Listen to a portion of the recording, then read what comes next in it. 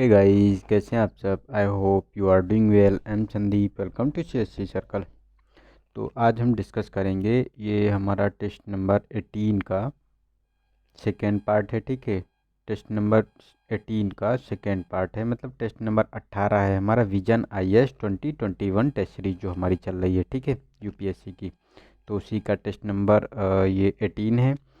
और इससे पहले हम लोगों ने 17 टेस्ट सॉल्व कर लिए हैं। अगर आप लोगों ने नहीं देखे हैं तो मेरे वीडियो के जो मेरा यूट्यूब चैनल है उसकी प्लेलिस्ट में जाएं, आपको सारे वीडियो वहां पे मिल जाएंगे। ठीक है, और प्लेलिस्ट का नीचे डिस्क्रिप्शन में भी लिंक दिया हुआ है, तो वहां से भी आप लोग उस पर जा सकते हैं। ठीक है, तो अगर आप लोगों ने नहीं देखे तो वो सारे वीडियो देख लीजिए, जो आपके जो एग्ज़ाम के लिए बहुत ही बेटर होंगे और हेल्पफुल होंगे। ठीक है, और इसके साथ साथ अब तो नोटिफिकेशन भी आ गया, आप लोगों ने आई होप फॉर्म भर दिया होगा, और नहीं भरा है तो जल्दी से जल्दी भर दीजिए, वरना आपका जो चाहते हैं कि जो सेंटर आपको चाहिए तो वो अलॉट होने में दिक्कत हो सकती है। ठीक है, तो आप लोग उस चीज़ को देख लीजिएगा, मैंने इसका वीडियो भी बना दिया था। ठीक है, तो चलते हैं क्वेश्चन नंबर 51 पे। ठीक है, तो इसमें हम ये इन्वायरमेंट का, हमारा इन्वायरमेंट एंड इकोलॉजी का पूरा ये टेस्ट चल रहा है। ठीक है, तो इसमें टेस्ट नंबर 51, मतलब क्वेश्चन नंबर 51 है। तो इसमें कहा गया है कि निम्नलिखित कारकों में से कौन से शैवाल प्रस्फुटन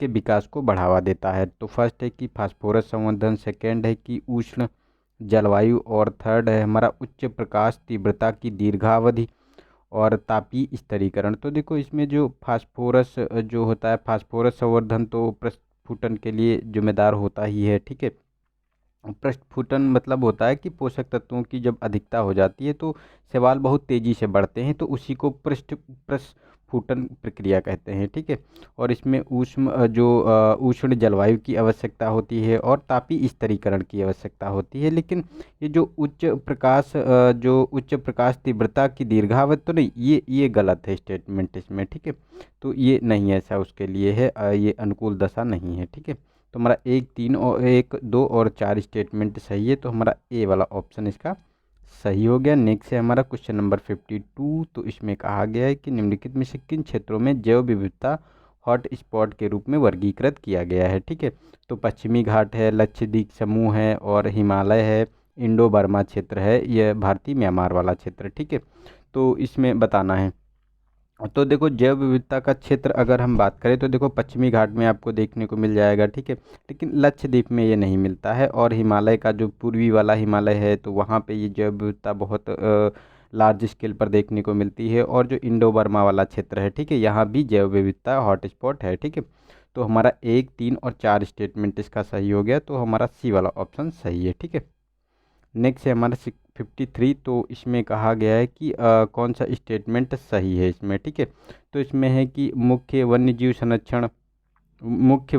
संरक्षक यानी चीफ वाइल्ड लाइफ जो वार्डन होता है कि पूर्व स्वीकृत से अभ्यारण्य के भीतर फोटोग्राफी, वैज्ञानिक अनुसंधान और पर्यटन की अनुमति होती है। ठीक है, और सेकेंड है कि अभ्यारण्य के भीतर चराई की अनुमति होती है, और थर्ड है कि अभ्यारण्य क्षेत्र में और उसके आसपास सभी पशुधन को भली भांति रोग मुक्त किया जाना चाहिए। ठीक है, तो इसमें कौन सा स्टेटमेंट इसमें सही है। ठीक है, तो इसमें अगर हम बात करें तो देखो फर्स्ट वाला स्टेटमेंट तो सही है, क्योंकि वहाँ का जो चीफ वाइल्ड लाइफ वार्डन होता है उसी की अनुमति जब होगी तभी आप उसके भीतर फोटोग्राफी, वैज्ञानिक जो अनुसंधान यानी रिसर्च करना चाहते हैं कोई, या पर्यटन घूमना चाहते हैं। ठीक है, तो उसके लिए उसकी अनुमति आवश्यक है। और इसके अंदर जो है ये वाइल्ड लाइफ सेंचुरी या अभ्यारण्य होते हैं, ठीक है, इसके अंदर जो है ये चराई की अनुमति नहीं होती है, क्योंकि जो वाइल्ड लाइफ कंजर्वेशन एक्ट है 1972 का, तो उसके अंतर्गत ये मतलब प्रतिबंधित किया गया है। इसके साथ साथ जैसे वन संपत्ति को काटना भी वहाँ पे मना होता है कि और वहाँ पे जैसे जंगलों में आग लगाना भी, मतलब ये वाइल्ड लाइफ सेंचुरी या राष्ट्रीय उद्यान हो गए, ठीक है, यहाँ पे मतलब आग लगाना भी ये मतलब वर्जित होता है वहाँ पे। ठीक है, तो ये गलत है, और थर्ड वाला स्टेटमेंट सही है, क्योंकि अभ्यारण्य क्षेत्र में और उसके आसपास के सभी पशुओं को भली भांति रोग मुक्त करना चाहिए, अन्यथा वहाँ के जो आसपास के जो पशु हैं वो आएंगे, अगर जो वहाँ पे घुल मिल जाएंगे, ठीक है, जंगल में आ जाते हैं, तो उससे जो है उन जो जंगली जो वहाँ के मतलब वाइल्ड लाइफ सेंचुरी के जो पशु हैं वो भी इन्फेक्टेड हो सकते हैं। ठीक है, तो उनको जो है जो उनसे जो है मुक्त करना चाहिए। तो हमारा एक और 3 स्टेटमेंट सही है, तो हमारा सी वाला ऑप्शन सही हो गया। नेक्स्ट है हमारा क्वेश्चन नंबर 54। तो इसमें कहा गया है कि निम्नलिखित उद्यानों और वन्यजीव अभ्यारण्यों को उत्तर से दक्षिण की दिशा में व्यवस्थित कीजिए। तो ऐसे मतलब भारत में जो है ये उत्तर से दक्षिण इसको हमको ऑर्डर में लगाना है। ठीक है, तो फर्स्ट है कि हमारा पॉइंट कैलीमेरे वन्यजीव अभ्यारण्य और मतलब पक्षी अभ्यारण्य। सेकेंड है कि भीतरकनिका राष्ट्रीय उद्यान, कोरिंगा वन्यजीव अभ्यारण्य और पिच्चावरम पक्षी अभ्यारण्य। ठीक है, तो देखो ये जो पॉइंट कैलीमेरे है ये तो तमिलनाडु में जो ये पाक जल संधि है, ठीक है, वहाँ पे पड़ता है, तो ये सबसे नीचे आएगा। ठीक है, ऑर्डर में। तो अगर हम मिलाएं तो देखो 4 जिसमें सही होगा सबसे लास्ट में, तो इस तरह से भी हम आंसर को पिक कर सकते हैं। तो देखो 4 वाला ये वाला है, तो ये पहला ऑप्शन इसका सही हो सकता है। ठीक है, तो अगर ऐसे भी हमको एज्यूम करना है तब भी हमको पता हो सकता है कि जैसे मतलब एक दो अगर पता है, सारे नहीं पता है कहाँ कहाँ उनकी लोकेशन है, तो उसको हम पता कर सकते हैं। तो यहाँ पे देखो सारे जो ये कैंसिल आउट हो गए ऑप्शन। ठीक है, वैसे तो मैं डिटेल में डिस्कस कर रहा हूँ। तो इसमें देखो ये जो भीतरकनिका है ये उड़ीसा में आपको देखने को मिलेगा, और ये कोरिंगा है ये आंध्र प्रदेश में है। ठीक है, और जो ये पिचावरम है ये भी तमिलनाडु में है, लेकिन ये चेन्नई वाले पार्ट, चेन्नई जो है चेन्नई के पास पड़ता है 190 किलोमीटर की दूरी पे। ठीक है, तो ये चेन्नई के पास है तमिलनाडु में ही, तो ये ऊपर पड़ेगा, मतलब तमिलनाडु का जो ऊपरी पार्ट है। ठीक है, वहाँ पे ये पड़े देखने को मिलेगा पिचावरम। और ये पॉइंट कैलीमेरे है ये तमिलनाडु के निचले वाले भाग में है। ठीक है, तो हमारा एक मतलब ये स्टेटमेंट सही हो गया। तो नहीं नहीं नहीं नहीं, oh sorry sorry sorry sorry sorry, ये देखो ये हमारा तो स्टेटमेंट जो हमने कहा ये गलत हो गया यार। ये तो अच्छा अच्छा अच्छा अच्छा, ये मतलब पहला ये आएगा। ओ सॉरी सॉरी सॉरी, मतलब ये वाला सबसे नीचे आएगा, तो हमारा सेकेंड वाला स्टेटमेंट इसका सही हो गया, ना कि फर्स्ट वाला। ठीक है, क्योंकि सेकेंड वाला ये सबसे लास्ट में पड़ेगा, पिचावरम उसके ऊपर आएगा, तो 4 वाला हो गया। ठीक है, और कोरिंगा ये आंध्र प्रदेश में है तो 3 हो जाएगा, और भीतरकनिका उड़ीसा में है तो ये सबसे ऊपर आएगा। ठीक है, तो हमारा उड़ीसा का भीतरकनिका ये सबसे ऊपर आएगा, और पॉइंट कैलीमेरी सबसे नीचे आएगा, तो हमारा बी वाला ऑप्शन सही है इसका। ठीक है, नेक्स्ट है 55। तो इसमें कहा गया है कि निम्नलिखित पक्षियों में क्या आम है। ठीक है, तो इसके बारे में बताना है कि जो क्या आम होता है। तो फर्स्ट है कि क्रिसमस ब्रैक्स सनबर्ड यानी गहरी लाल जामुनी पूंछ वाला शकर खोरा। ठीक है, सेकेंड है कि वाइट बेलीज ट्रॉपी, तो ये सफ़ेद उदर वाला महालात, नीलगिरी थ्रुस्ट। तो जो ऊपर दिए गए हैं ये इनके बारे में सही स्टेटमेंट बताना है। जो ये 4 ऑप्शन दिए गए हैं उसमें ये किसकी मतलब विशेषताएं बताई जा रही हैं, कहाँ पे मतलब ये जो जंतु हैं। ठीक है, ये जो पशु हैं और जंतु हैं ये कहाँ पर पाए जाते हैं। ठीक है, तो ये ऑप्शन है हमारा कि पश्चिमी घाट की स्थानिक पक्षी प्रजातियां हैं। सेकेंड है कि उपयुक्त सभी प्रजातियां गंभीर रूप से संकटग्रस्त हैं, और ये ठंडे साइबेरियाई क्षेत्र में आने वाली मौसमी प्रवासी हैं, और उपयुक्त सभी पक्षी हाल ही में विभिन्न राज्यों में राज्य पक्षियों के रूप में नामित किए गए हैं। ठीक है, तो देखो इसका ए वाला ऑप्शन सही है, क्योंकि ये जो सारी जो बर्ड और जो ये बर्ड पक्षी हैं, ठीक है, ये सारे के सारे आपको ये पश्चिमी घाट में देखने को मिलेंगी। यहाँ की स्थानिक प्रजातियाँ हैं। ठीक है, जो वाइट वैली ट्रॉपी है, नील गिरी थ्रस्ट है, और क्रीमंसन बैड सनबर्ड है। ठीक है, ये तीनों आपको इसके स्थानिक प्रजातियां हैं और पश्चिमी घाट में देखने को मिलेंगे। ठीक है, नेक्स्ट है हमारा 56। तो इसमें कहा गया कि विश्व की सबसे बड़ी उष्णकटिबंधीय आर्द्रभूमि पेंटानल आर्द्रभूमि दावानल के कारण सुर्खियों में रही है। ठीक है, तो ये कहाँ पर स्थित है। तो फर्स्ट है कि उत्तरी अमेरिका में, दक्षिणी अमेरिका में, अफ्रीका में, ऑस्ट्रेलिया में। ठीक है, तो इसका देखो बी वाला ऑप्शन सही है, ये दक्षिणी अमेरिका में ये पेंटानल आर्द्रभूमि ये देखने को मिली है। ठीक है, क्योंकि वहाँ पे अभी जो अमेजन वाला जो बेसिन है, ठीक है, वहाँ पे आग लगी हुई थी बहुत ह्यूज मात्रा में। ठीक है, वहाँ के जंगलों में आग लगी थी, तो ये यही मतलब आर्द्रभूमि है थी पेंटानल आर्द्रभूमि। और ये जो आर्द्रभूमि है ये ब्राज़ील, उरुग्वे और बोल्विया ये 3 देशों में फैली हुई है। ठीक है, तो ये अमेजन जंगलों की बात की जा रही है इसमें। नेक्स्ट है हमारा क्वेश्चन नंबर 57। तो इसमें कहा गया है कि पौधों में परिवहन तंत्र के बारे में बताना है कि कौन सा स्टेटमेंट हमारा सही है। ठीक है, तो फर्स्ट है कि संवहन ऊतकों में फ्लोएम जल और पोषक तत्वों के परिवहन के लिए उत्तरदायी होता है। सेकेंड है कि यदि पौधे का जाइलम अवरुद्ध हो जाता है तो कार्बनिक अणुओं का स्थानांतरण गंभीर रूप से प्रभावित होता है। ठीक है। और थर्ड है कि कोशिका झिल्लियों के आर पार आयनों के विसरण के लिए ऊर्जा की आवश्यकता नहीं होती है। ठीक है। तो ये तो सही है, क्योंकि जो कोशिका झिल्लियाँ होती हैं उनके आर पार करने के लिए जो आयन होते हैं उनको संचरण करने के लिए ऊर्जा की आवश्यकता नहीं होती है। ठीक है। तो हमारा थर्ड स्टेटमेंट सही है, लेकिन जो फर्स्ट और सेकेंड है इसको जो अपोजिट कर दिया गया है, क्योंकि फ्लोएम का काम होता है जो ये कार्बनिक अणु होते हैं उनका स्थानांतरण करना, और जाइलम का काम होता है कि जल और पोषक तत्वों का स्थानांतरण करना। ठीक है। तो हमारा ये दोनों गलत हो गए स्टेटमेंट, फर्स्ट एंड सेकेंड। ठीक है। तो हमारा ऑप्शन तो इसमें ऑप्शन हमारा सी सही हो गया, थर्ड स्टेटमेंट केवल इसमें सही है। ठीक है। नेक्स्ट है हमारा 58। तो इसमें मितपोषी झीलों के बारे में बताना है कि कौन सा इसमें स्टेटमेंट, कौन सा ऑप्शन इसमें सही है। ठीक है। तो फर्स्ट है कि इन झीलों की प्राथमिक उत्पादकता उच्च होती है। इन झीलों का अधस्तल के जल में सामान्य ऑक्सीजन की कमी होती है। और सी है कि इन झीलों में प्रायः उच्च पेयजल गुणवत्ता होती है। उपयुक्त में से कोई नहीं। तो कौन सा इसमें स्टेटमेंट हमारा सही है? तो देखो इसका देखो सी ऑप्शन सही है, क्योंकि जो इन झीलों में प्रायः उच्च पेयजल गुणवत्ता होती है, क्योंकि जो ये मितपोषी होते हैं, मतलब जो झीलें होती है जिसमें पोषक तत्वों की मात्रा कम होगी। ठीक है। तो उसकी प्रोडक्टिविटी जो मतलब कम होगी, मतलब वो कम पॉल्यूटेड है, इस तरह से हम बात कर सकते हैं। अगर पोषक तत्व ज़्यादा होंगे तो उसमें वो पॉल्यूटेड पानी होगा। ठीक है। लेकिन ये जल साफ़ होगा तभी ये पीने के लिए अच्छा होता है और इसको पीने के लिए यूज़ किया जाता है। ठीक है। तो इसका सी ऑप्शन सही हो गया। नेक्स्ट है 59। तो इसमें कहा गया कि रात रानी यानी सेस्ट्रम नेक्टर्म एक पौधा प्रायः सुर्खियों में क्यों रहता है? ठीक है। तो इसके अर्क का उपयोग व्यापक रूप से प्रतिपूर्ति यानी रोगाणुनाशक के रूप में किया जाता है, इसका जो अर्क होता है। ठीक है। और सेकेंड है कि यह भारत का एकमात्र स्थानिक कीटभक्षी पौधा है। सेकेंड और हमारा नेक्स्ट है सी ऑप्शन की एकमात्र पादप प्रजाति है जो पोषण की स्वपोषी और विषमपोषी दोनों विधियों का उपयोग करती है। ठीक है। और हमारा जो डी ऑप्शन है इसमें कहा गया है कि यह सभी शोला और घास भूमि परिवासों के लिए खतरा उत्पन्न करती है, क्योंकि यह वनस्पति जाति के को पनपने नहीं देती है। ठीक है।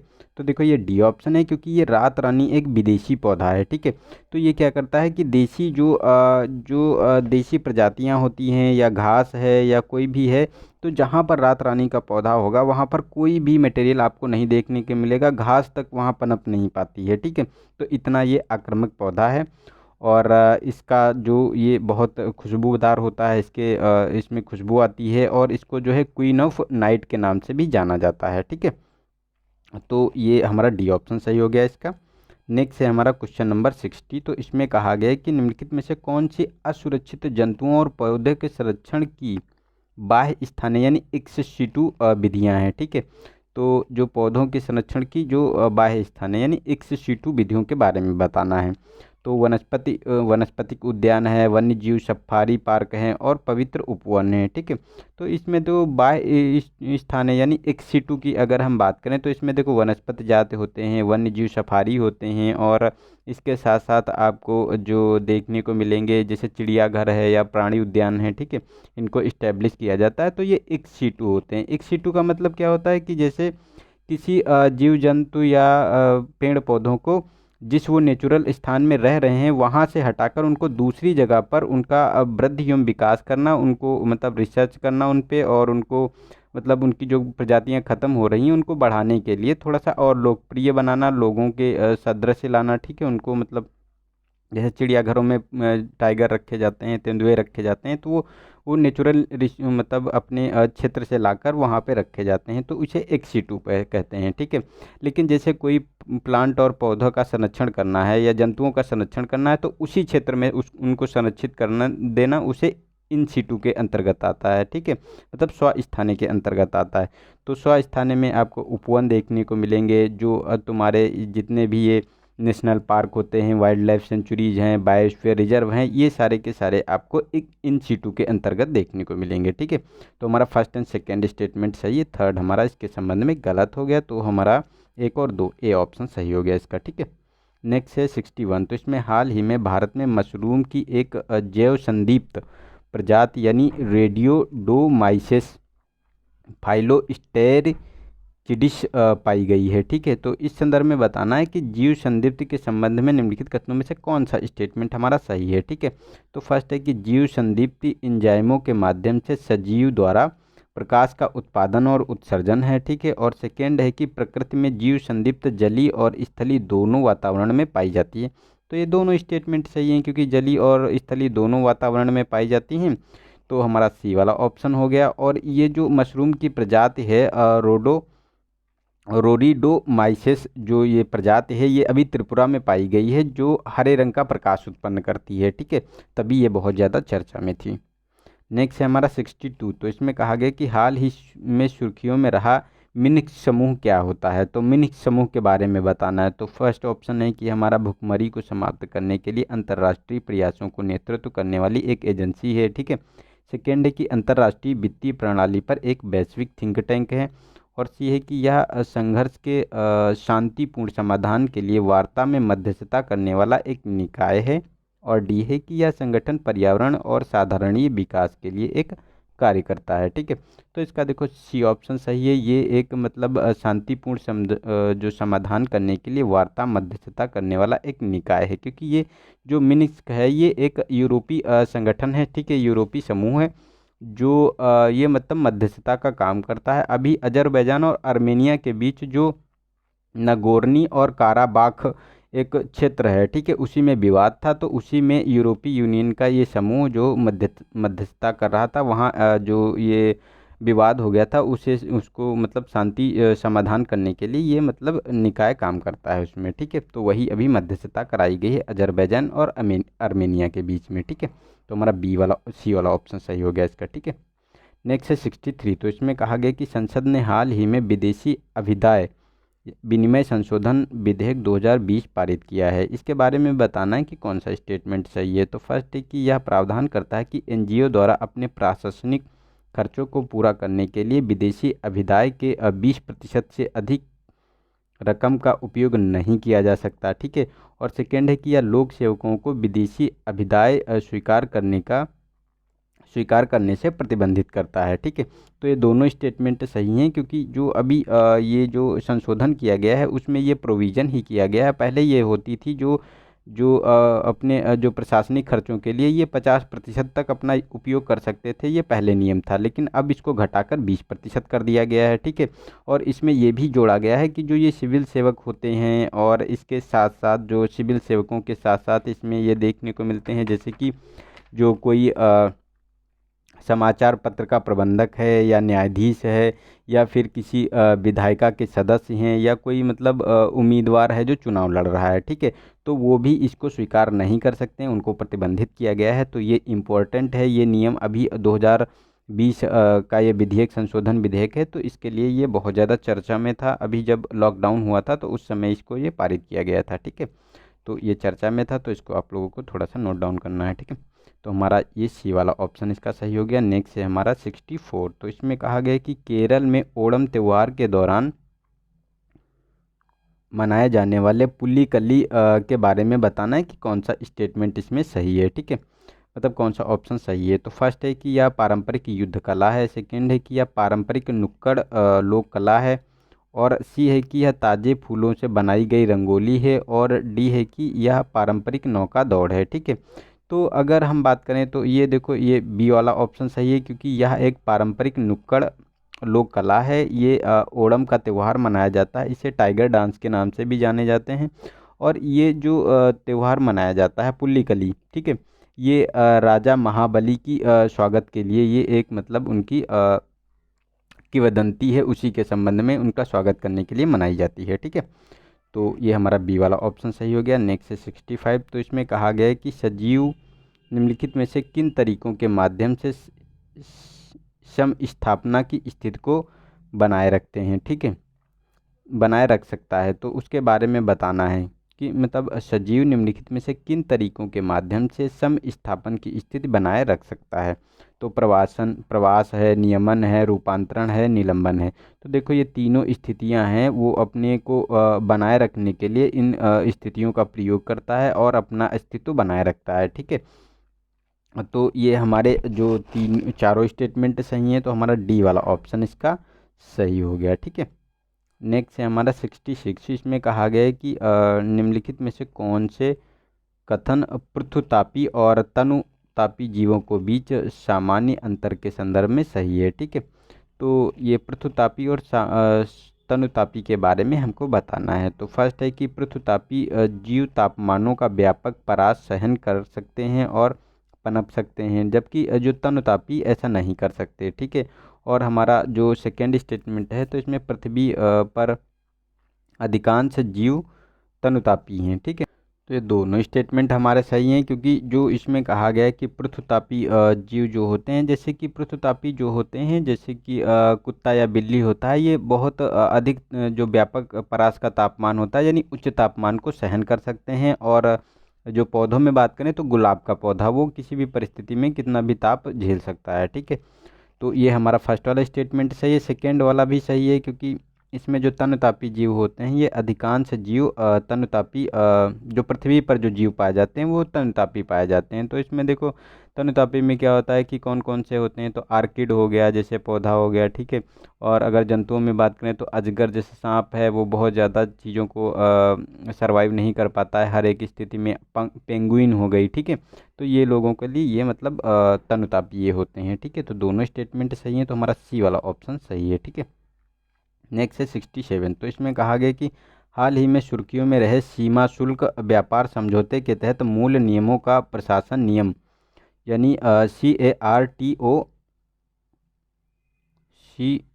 CARTOTAR नियम जो बनाया गया है उसके बारे में बताना है कौन सा हमारा ऑप्शन सही है। तो फर्स्ट है कि मुक्त व्यापार समझौते के अंतर्गत उत्पत्ति के नियमों से। ठीक है, सेकेंड है कि परमाणु हथियारों से, और सी है कि जलवायु परिवर्तन, और डी है कि प्रवासी और आंतरिक रूप से विस्थापित लोगों से है। ठीक है, तो इसमें अगर हम बात करें तो ये देखो ए ऑप्शन सही है, जो ये फ्री ट्रेड एग्रीमेंट FTA के बारे में बात करता है। ठीक है, और ये नियम बनाया गया है, ये जो मतलब सीमा शुल्क व्यापार समझौता के तहत मूल नियमों का प्रशासन नियम 2020 बनाया गया है, और इसे 21 सितंबर से लागू कर दिया गया है, 21 सितंबर 2020 से। ठीक है, नेक्स्ट है हमारा 68। तो इसमें कहा गया है कि महासागरों पर ग्लोबल वार्मिंग के प्रभाव के संदर्भ में बताना है कि कौन सा स्टेटमेंट हमारा सही है। ठीक है, तो फर्स्ट है कि दक्षिणी गोलार्ध में महासागर उत्तरी गोलार्ध महासागरों की तुलना में अधिक गर्म होते हैं। ठीक है, और महासागरों के ताजे क्षेत्र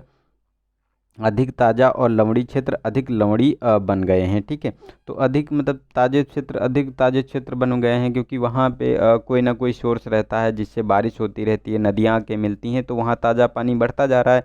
लेकिन जहाँ मतलब ये लवणीकरण बढ़ रहा है वहाँ मतलब वाष्पन तो हो जाता है। ठीक है, लेकिन वहाँ पे बारिश नहीं होती या अन्य सोर्स नहीं है, तो वो वहाँ लवणीकरण बढ़ता जा रहा है। ठीक है, तो ये दोनों स्टेटमेंट हमारे सही हैं, तो सी वाला ऑप्शन इसका सही हो गया। नेक्स्ट है हमारा 69। तो इसमें कहा गया कि आर्द्र भूमियों द्वारा निम्नलिखित में से कौन से लाभ प्रदान किए गए हैं। ठीक है, तो पादप आनुवंशिक सामग्री के भंडार। ठीक है, और सेकेंड है कि भूजल पुनर्भरण और कार्बन सिंक। ठीक है, तो इसमें तीनों ये जो प्रदान किए गए लाभ हैं, क्योंकि आर्द्र भूमियों से हमें पादप आनुवंशिकी सामग्री के भंडार मिलते हैं, और भूजल भरण होता है यानी उसका रिसाइकलिंग होता है, और कार्बन सिंक होता है वहाँ पे। ठीक है, सिक्वेस्ट्रेशन देखने को मिलता है। तो तीनों स्टेटमेंट हमारे सही हैं, तो ये हमारा डी ऑप्शन सही हो गया। और आर्द्र भूमियों को कब मतलब इनका रेगुलेशन किया गया था। ठीक है, चलो मैं रेगुलेशन बता देता हूँ। इसका 1971 में इसका जो प्रोविज़न किया गया था आर्द्र भूमियों का। अब ये आप लोगों को बताना है कि ये किस कंट्री के किस शहर के नाम पर जो ये एक कन्वेंशन है आर्द्र भूमियों से संबंधित, उसको आप लोगों को कमेंट बॉक्स में नीचे बताना है। ठीक है, नेक्स्ट 70 क्वेश्चन नंबर। तो इसमें कहा गया कि अनूप क्षेत्र पारिस्थितिकी तंत्र के संदर्भ में बताना है कि कौन सा स्टेटमेंट हमारा सही है। तो फर्स्ट है कि खनिज मृदा अनूप क्षेत्रों की विशेषताएं हैं, और ये जो सेकेंड है घासें अनूप क्षेत्र में पाए जाने वाले मुख्य पादप हैं, और विश्व में सबसे बड़ा अनूप क्षेत्र अमेजन नदी का बाढ़ का मैदान है। ठीक है, तो ये तो सही है। अनूप क्षेत्र की जो ये अनूप क्षेत्र मतलब ये आर्द्र भूमियों के टाइप्स होते हैं, उसी के अंतर्गत ये अनूप क्षेत्र आता है, उसी की विशेषताएं हमको पूछी गई हैं। ठीक है, इसको हमने पहले भी डिस्कस किया था कल वाले टेस्ट में। ठीक है, तो उसको आप लोग देखा ही होगा, तो उसको आप लोग देख लेना। ठीक है, 4-5 टाइप की ये होती हैं। तो उसी के बारे में। तो ये देखो थर्ड वाला स्टेटमेंट भी सही है और फर्स्ट वाला भी सही है, क्योंकि इसमें खनिज मृदा अनूप क्षेत्रों में इसकी विशेषता होती है, खनिज मृदाएं पाई जाती हैं, लेकिन इसमें जो घास नहीं होती, अनूप क्षेत्र जो होता है आर्द्र भूमि, इसमें आपको देखने को मिलेगा यहाँ पे जो वृक्ष होते हैं, ठीक है, वृक्षों की मतलब मुख्य पादप यहाँ वृक्ष होते हैं। तो हमारा सेकेंड गलत हो गया, फर्स्ट एंड थर्ड स्टेटमेंट सही है, तो हमारा सी वाला ऑप्शन सही है इसका, ठीक है। नेक्स्ट है हमारा 71। तो इसमें कहा गया कि निम्नलिखित में से कौन सी समुद्री शैवाल के उपयोग हैं। तो फर्स्ट है कि प्रदाहनाशी और प्रति सूक्ष्म जीवी एजेंट है, नवीकरणीय ऊर्जा का उत्पादन है और सौंदर्य प्रसाधन में प्रभावी बंधनकारी एजेंट हैं, ठीक है। तो इसमें जो शैवाल का उपयोग की बात की जा रही है, तो इसमें ये सारे के सारे उपयोग किए जा सकते हैं शैवाल को, क्योंकि जो इसमें प्रदाहकारी नाशक जो बोला जाता है इसको एंटी इन्फ्लामेटरी बोलते हैं, ठीक है। और ये जो प्रति सूक्ष्मजीवी एजेंट की बात करें तो ये एंटी माइक्रोबियल जो एजेंट होता है उसके बारे में बात की जा रही है। और नवीकरण ऊर्जा उत्पादन के लिए तो प्रयोग किए ही जाते हैं, सौंदर्य प्रसाधन में भी इनका उपयोग होता है, ठीक है। तो हमारा डी वाला ऑप्शन इसका सही हो गया। नेक्स्ट है हमारा 72। इसमें कहा गया कि प्रधानमंत्री मत्स्य संपदा योजना के बारे में बताना है हमारा कि कौन सा स्टेटमेंट इसमें सही है। तो फर्स्ट है कि यह भारत के सभी राज्यों और संघ राज्य क्षेत्रों में मत्स्य क्षेत्र के साधारणीय विकास को बढ़ावा देने का प्रयास करती है, ठीक है। सेकेंड है कि यह योजना केवल ताजे पानी की जल कृषि और अंतर्देशीय मत्स्य पालन के विकास के लिए विकास की आवश्यकताओं को पूर्ण करती है। और थर्ड है कि इसका लक्ष्य 2024-25 तक मत्स्य निर्यात आय का 1 लाख करोड़ रुपए तक बढ़ाना है। तो ये तो हमारा लक्ष्य रखा गया है, ये तो सही है, ये क्योंकि इस बार जो बजट आया था उसी में इसको लॉन्च किया गया था। तो 24-25 तक 1 लाख करोड़ तक इसका जो है निर्यात आय बढ़ाना है, ठीक है। और ये जो सभी राज्यों के लिए जो इसको लॉन्च किया गया है और सभी संघ शासित क्षेत्र प्रदेशों के लिए, ठीक है, साधारणीय विकास को बढ़ावा देने के लिए। लेकिन जो कहा गया है कि केवल ताजे पानी की जल कृषि और अंतर्देशीय, तो नहीं, ताजे पानी नहीं, खारे पानी के लिए भी है, क्योंकि समुद्री का जो खारा पानी है उसको भी इसको समुद्री क्षेत्र की जो कृषि है उसके बारे में, मतलब समुद्री क्षेत्र में जो मत्स्य पालन है या मत्स्य को पकड़ना होता है तो उसके बारे में भी इसको इंक्लूड किया गया है, ठीक है। तो ये हमारा जो फर्स्ट एंड थर्ड स्टेटमेंट इसका सही है, सेकेंड गलत है, तो बी वाला ऑप्शन सही हो गया, ठीक है। नेक्स्ट है 73। तो इसमें कहा गया कि निम्नलिखित में से कौन सा रामसर कन्वेंशन के अंतर्गत आर्द्र भूमि के रूप में निर्दिष्ट करने वाले मापदंड नहीं है, ठीक है। तो ये आर्द्र भूमि के बारे में बताना है रामसर कन्वेंशन। देखो अभी क्वेश्चन आप लोगों से पूछा था और रामसर का नाम भी आ गया यहाँ पे, ठीक है। तो अब अच्छा कंट्री का नाम बताइए कि कब, मतलब ये मतलब किस कंट्री का है ये रामसर कन्वेंशन, ठीक है, जिसके नाम पर ये है, ठीक है। तो इसमें कौन सा स्टेटमेंट मतलब ऑप्शन सही नहीं ये बताना है। तो वह किसी भी वनरेबल या इंडेंजर्ड या क्रिटिकली इंडेंजर स्पीशीज या थ्रेटेंड इकोलॉजिकल कम्युनिटी को समर्थन प्रदान करती हो, ठीक है। सेकेंड है कि वह नियमित रूप से 1000 या 1000 से अधिक जल पक्षियों का समर्थन प्रदान करती हो। सी है कि वह अपने जीवन चक्र की महत्वपूर्ण चरण में पादप और जंतु प्रजातियों को समर्थन व प्रतिकूल परिस्थितियों में शरण प्रदान करती हो। और डी है कि वह आर्द्र भूमि पर निर्भर नॉन एवियन एनिमल प्रजातियों की एक प्रजाति और उप प्रजाति की आबादी में 1% इकाई का समर्थन प्रदान करती हो, ठीक है।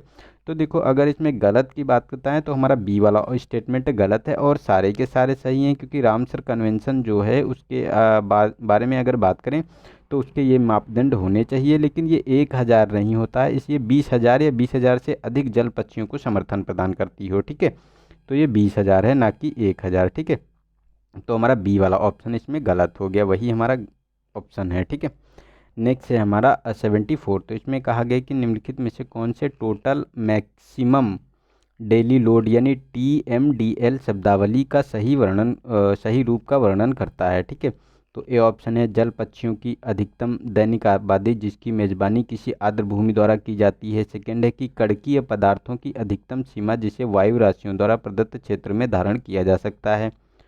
और सी है कि हमारा कार्बन की अधिकतम मात्रा जिसे महासागरों द्वारा एक दिन में प्रग्रहण किया जा सकता है। और डी है कि प्रदूषक की वह अधिकतम मात्रा जिसे एक जल निकाय द्वारा जल गुणवत्ता मानकों की पूर्ति के साथ स्वीकार किया जा सकता है, ठीक है।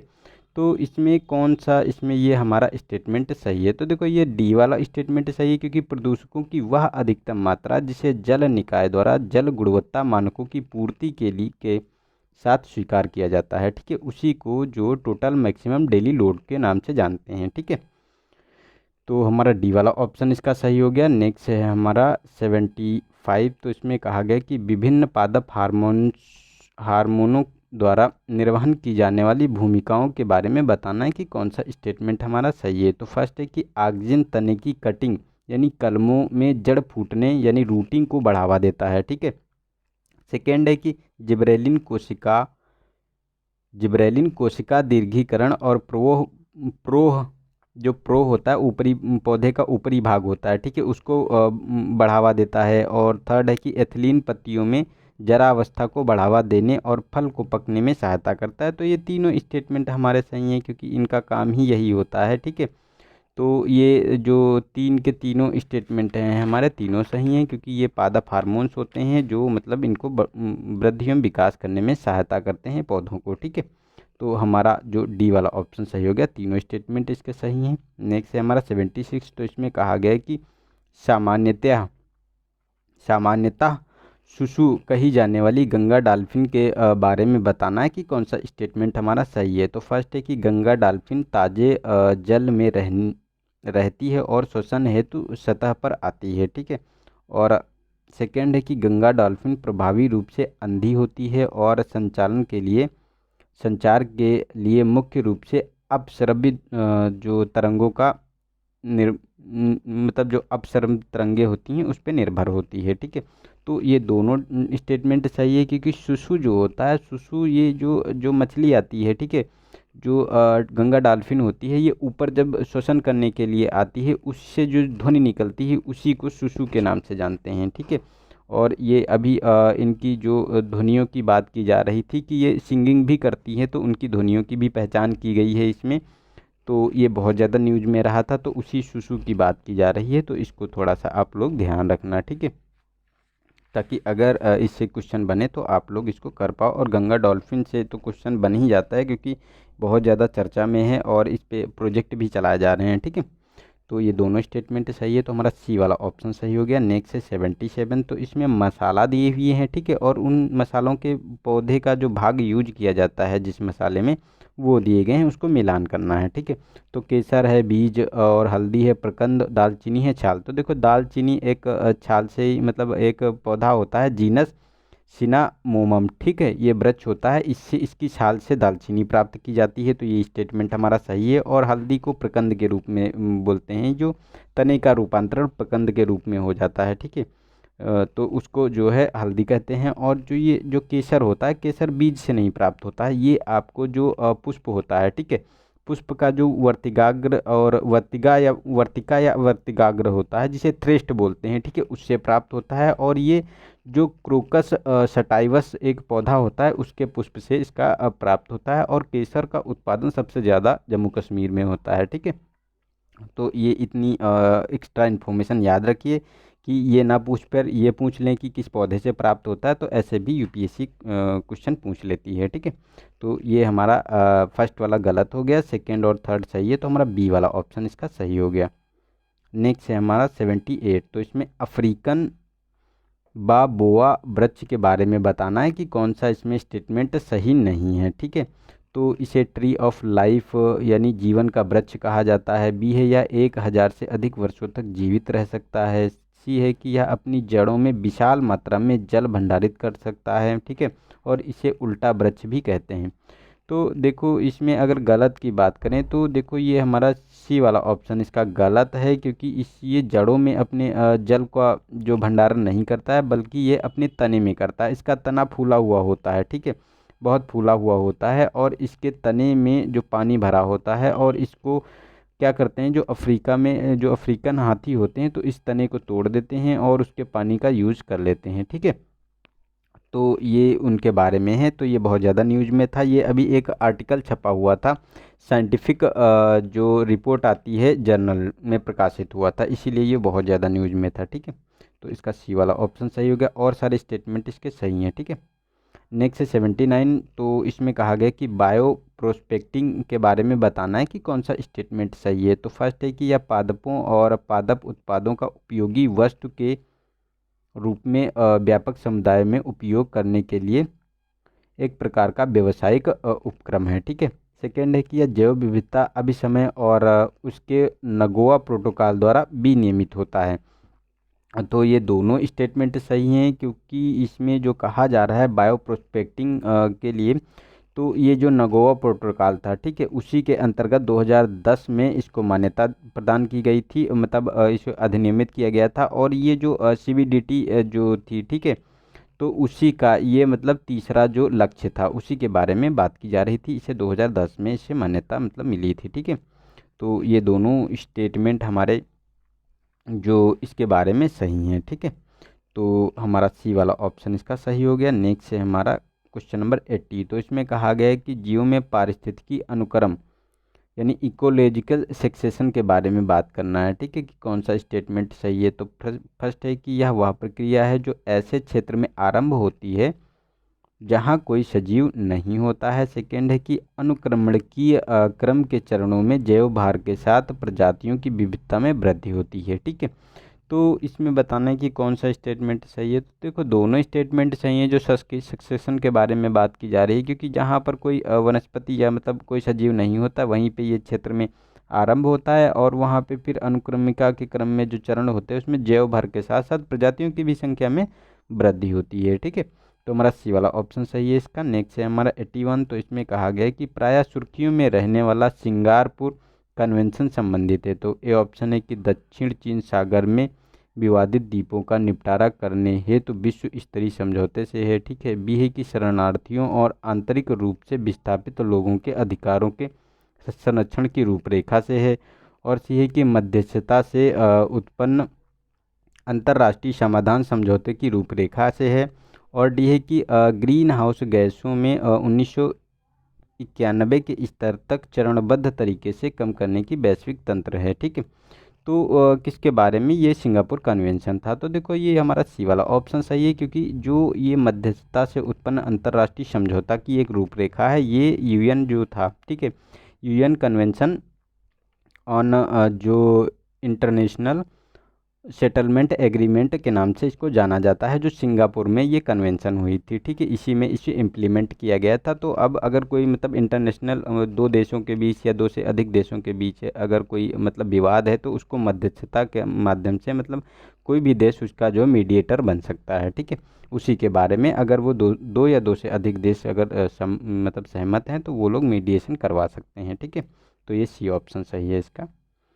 नेक्स्ट है 82। तो इसमें कहा गया है कि निम्नलिखित में से कौन से पादप वृद्धि नियामक मतलब हैं। ठीक है।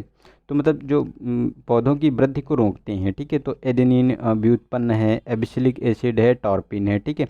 तो ये तीनों के तीनों जो ये एसिड मतलब जो ये एसिड हैं, ठीक है, ये तीनों के तीनों ये पौधों की जो वृद्धि को नियंत्रित करते हैं, रोकते हैं। ठीक है। तो हमारा सी वाला ऑप्शन इसका डी वाला मतलब ऑप्शन सही हो गया। ठीक है। डी ऑप्शन 1, 2 और 3। नेक्स्ट है हमारा 83। तो इसमें कहा गया कि हाल ही में आरंभ किए गए green term ahead market GTAM के बारे में बताना है कि कौन सा स्टेटमेंट सही है। तो फर्स्ट है कि यह नाभिकीय ऊर्जा से उत्पन्न विद्युत के व्यापार हेतु निर्मित एक मंच है। ठीक है। और यह अंतर्राष्ट्रीय परमाणु एजेंसी और भारत द्वारा संयुक्त रूप से विकसित किया गया है। तो ये गलत स्टेटमेंट है। भारत के जो ऊर्जा मंत्रालय के द्वारा, केंद्रीय ऊर्जा मंत्रालय के द्वारा ये मतलब मंच बनाया गया है, ताकि जो नवीकरणीय ऊर्जा है, ठीक है, इसकी खरीद और बिक्री हो सके, जिससे कि नवीकरणीय ऊर्जा को और ज़्यादा बढ़ावा मिल सके। ठीक है। तो इसीलिए ये बनाया गया है। तो हमारा ए वाला ऑप्शन केवल सही है, सेकेंड गलत है। ठीक है। नेक्स्ट है 84। तो इसमें कहा गया है कि भारत में बाघों और सह शिकारियों और शिकार की स्थिति रिपोर्ट 2018 के अनुसार भारत में निम्नलिखित में से किस बाघ निचय में बाघों का घनत्व सर्वाधिक है। ठीक है। तो नागरहोल है, बांधवगढ़ है, कार्बेट है और बांदीपुर है। तो इसका देखो सी वाला ऑप्शन सही है। जो कार्बेट है, जिम कार्बेट, ठीक है, जो उत्तराखंड में है, इसमें सबसे ज़्यादा बाघों की संख्या है। तो इसमें बाघों की संख्या का घनत्व ज़्यादा देखने को मिलता है। यहाँ पे 231 बाघ देखने को मिलेंगे, ठीक है। लेकिन अगर बांदीपुर में बात करें तो 126 हैं, और 127 नौगढ़हाल में हैं, और बांधवगढ़ में तो 104 ही हैं, ठीक है। तो घनत्व की बात करें तो जिम कॉर्बेट में 231 बाघ सबसे ज़्यादा हैं, जहां बहुत ज़्यादा घनत्व है, ठीक है। और ये रिपोर्ट आई थी NTCA की, नेशनल टाइगर कंजर्वेशन अथॉरिटी की, ठीक है। तो उसी में ये बताया गया है। तो अभी बाघों की संख्या जो बढ़कर हो गई है 2967, ठीक है। और इसमें सबसे ज़्यादा जो बाघ हैं तो टाइगर स्टेट की बात करें तो 526 बाघों के साथ MP फर्स्ट पोजीशन पे है। और विश्व के जो 70% बाघ जो है भारत में पाए जाते हैं। तो ये भी हमारे मतलब हमारे इंडिया के नाम ये स्टेटस है, ठीक है। यानी सबसे ज़्यादा बाघ इंडिया में पाए जाते हैं, ठीक है।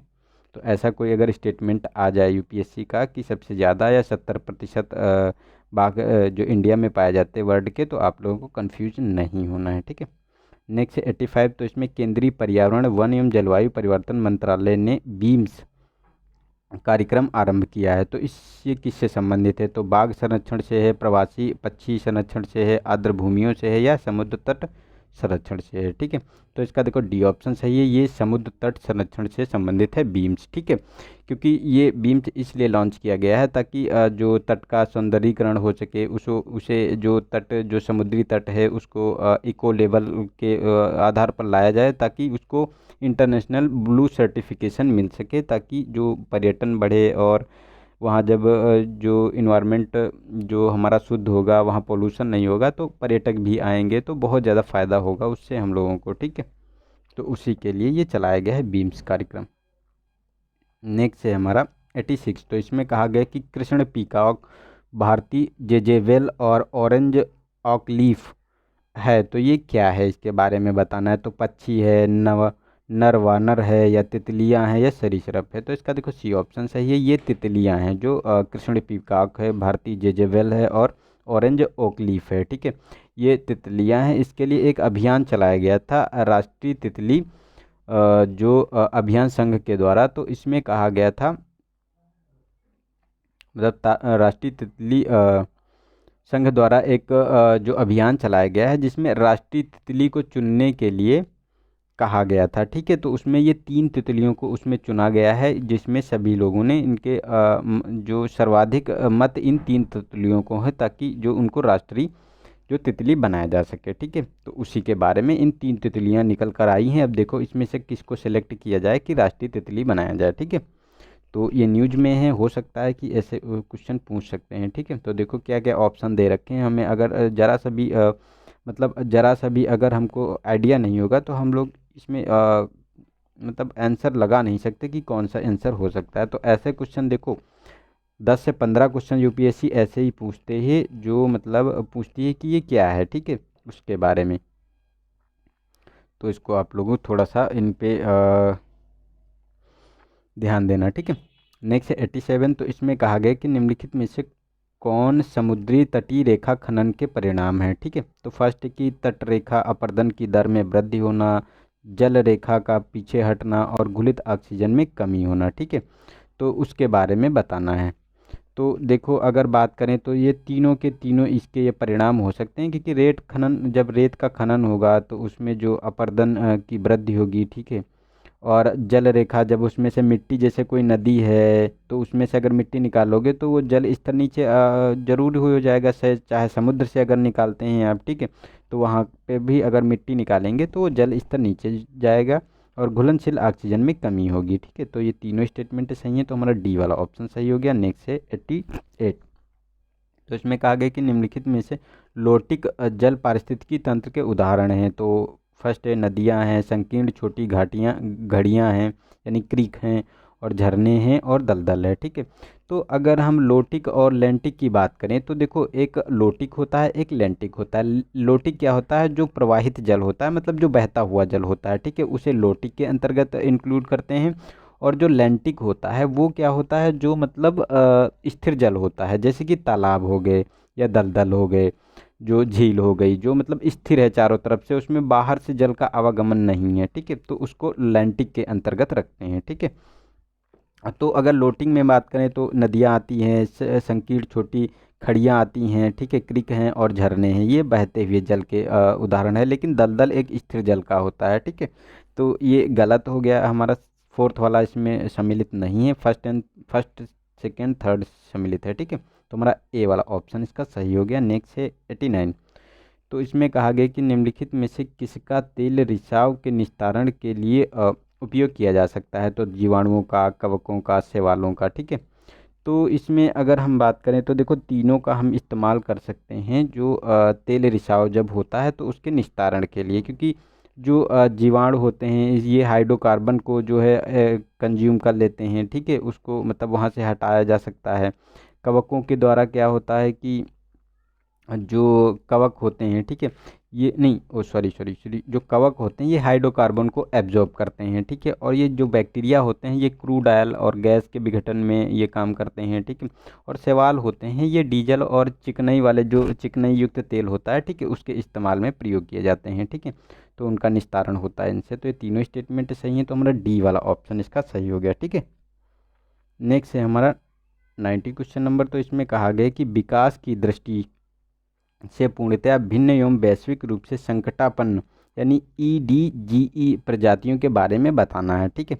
तो फर्स्ट है कि ये संकटापन्न प्रजातियां जिनके या तो नग्न या कोई निकट संबंधी नहीं है, ठीक है। और सेकंड है कि एशियाई हाथी और लाल पाड़ा को EDGE प्रजाति के रूप में वर्गीकृत किया गया है। तो दोनों स्टेटमेंट सही हैं, इसका तो सी ऑप्शन सही हो गया, ठीक है। और इसमें हाँ ये इम्पोर्टेंट है, एशियाई शेर इसमें शामिल नहीं है, ठीक है। तो ये स्टेटमेंट दे सकते हैं कि एशियाई शेर शामिल है कि नहीं है। तो इसमें जो एशियाई शेर नहीं है, एशियाई हाथी है, ठीक है, और लाल पाढ़ा है। इसके साथ साथ जो गंगा डॉल्फिन है, डुगोंग है, इसको भी इसमें शामिल किया गया है, ठीक है। और इसके जो नग्न कोई निकट संबंधी नहीं होता उन्हीं को इसमें शामिल किया जाता है, ठीक है।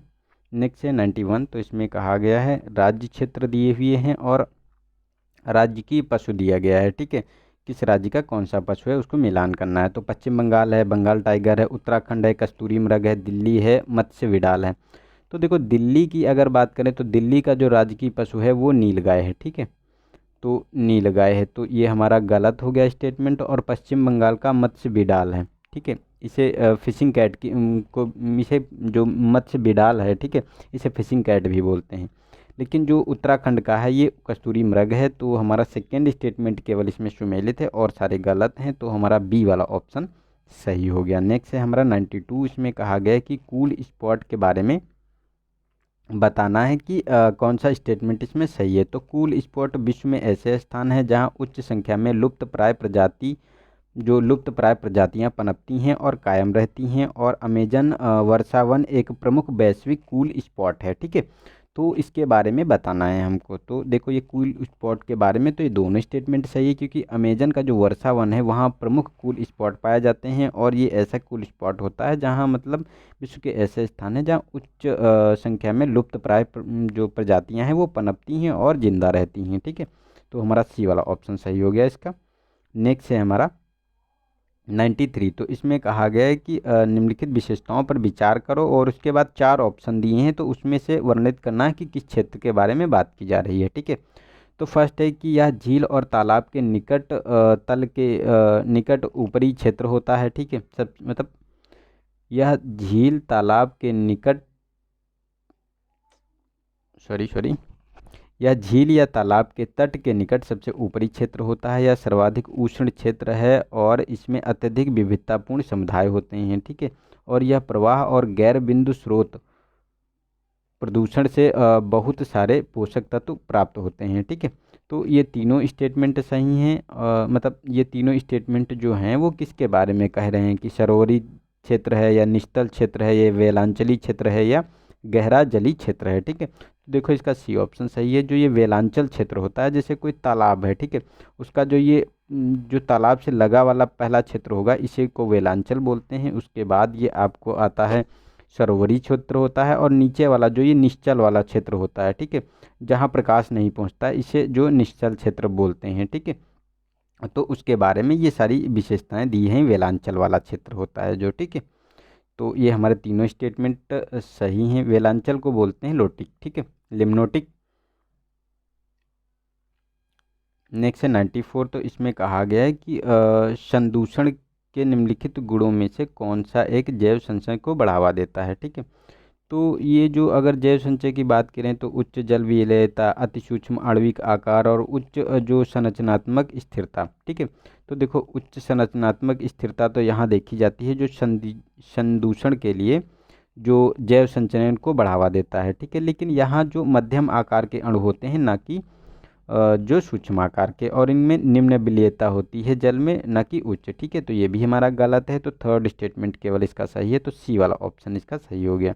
नेक्स्ट है 95, तो इसमें कहा गया कि हाल ही में सुर्खियों में रहे राष्ट्रीय कार्यक्रम और परियोजना प्रबंधन नीति प्रारूप के बारे में बताना है कि कौन सा स्टेटमेंट सही है। तो फर्स्ट है कि इसे आयोग और भारतीय गुणवत्ता परिषद द्वारा आरंभ किया गया है और इसका प्राथमिक उद्देश्य अवसंरचना परियोजनाओं के निष्पादन में सुधार करना है। ठीक है, कि मतलब उसका परिणाम जो आए अच्छा है और उनको जल्दी से जल्दी उनको निष्पादित किया जाए, मतलब पूरा किया जाए। ठीक है, तो ये जो दोनों स्टेटमेंट सही हैं, तो हमारा सी वाला ऑप्शन इसका सही हो गया है। ठीक है, नेक्स्ट है 96, तो इसमें कहा गया कि महासागर में पैदा होने वाले कीट वेल्स को समुद्री गर्म लहर के रूप में जाना जाता है। ठीक है, मतलब जो महासागर में पैदा होने वाली हीट वेव को समुद्री गर्म लहर के रूप में जाना जाता है। समुद्री गर्म लहर के बारे में बताना है कि कौन सा हमारा स्टेटमेंट इसमें सही है। ठीक है, तो फर्स्ट है कि ये समुद्र की सतह का तापमान बढ़ाने और क्रमागत रूप से कम 5 दिनों तक अपेक्षित मौसमी तापमान के